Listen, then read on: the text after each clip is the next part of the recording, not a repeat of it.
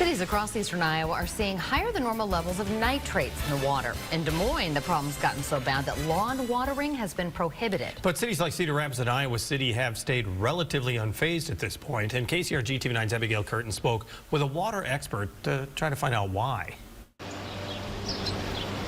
For Iowa City's water department, the Iowa River is of utmost importance. It's the primary water source for the city. The only problem? The amount of nitrate in it is too high to drink safely. That's why the city treats it before it gets to your faucet.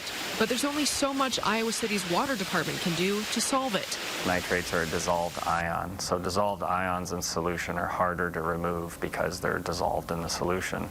So it's like asking someone if you could filter out the salt in salt water. Nitrates are a pollutant that usually wash into rivers and streams from things like fertilizer. Now currently, Iowa City is able to solve its nitrate problem by diluting the river water with groundwater through these wells, thus lowering the amount of nitrates per liter.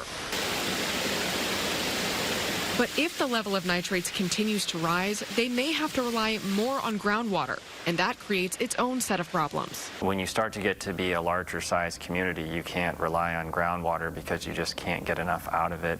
And even if you could, you would typically be robbing that from smaller communities that are using it for their source. But as for why Des Moines has been hit so hard when Iowa City and Cedar Rapids have remained relatively unscathed, Durst says it's usually just dependent on how the land around the water is used. And whether or not we see shortages depends on how we use our water. We have a finite amount of low nitrate water to dilute with the other water.